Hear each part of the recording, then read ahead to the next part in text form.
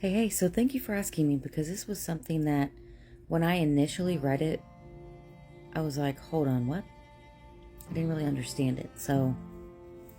But with deep reflection, prayer, and keep reading the word, it started to make sense, especially when the application of Torah comes into play. So let's look at it together. Okay, so this is Timotiyos Aleph, which is 1 Timothy 4, and we're going to read verses 1 through 5. And I'm laying in bed because it's super rainy and cold here in Texas, and I don't want to get out of bed. But here we go. But the Spirit distinctly says that in latter times some shall fall away from the belief, paying attention to misleading spirits and teaching of demons, speaking lies and hypocrisy, having been branded of their own conscience, forbidding to marry, saying to abstain from foods which Elohim created to be received with thanksgiving by those who believe and know the truth. Because every creature of Elohim is good, and none is to be rejected if it is received with thanksgiving, for it is set apart by the word of Elohim and prayer. So what are the false teachers commanding here? The first one is forbidding to marry. That is not a command of Yahuah. Scripture honors marriage. We see this so many different places. And then the second command says, saying to abstain from foods which Elohim created to be received with thanksgiving by those who believe and know the truth. So that is the second command, abstain from foods. But notice here, Sha'ul qualifies what it means. He is not talking about anything that humans eat. He says foods Yahuah created to be received by believers and who know the truth.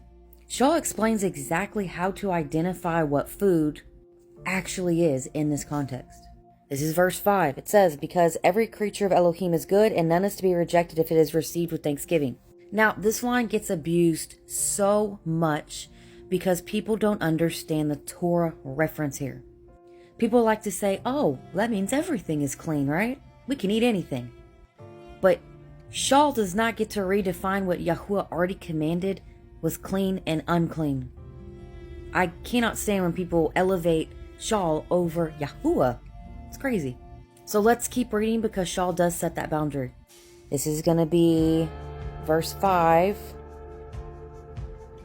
Actually, I read verse 4 earlier. I think I said verse 5, but I meant verse 4. It's kind of dark in here, so I can't really see the numbers. It says, for it is set apart by the word of Elohim and prayer. So that is the anchor. Food is set apart and sanctified by Elohim, which is the word of Yahuah, and prayer. And no, prayer is not a spell. Prayer does not change Yahuah's words. Prayer does not make an unclean animal food. You can't pray bacon into obedience. That's not how it works.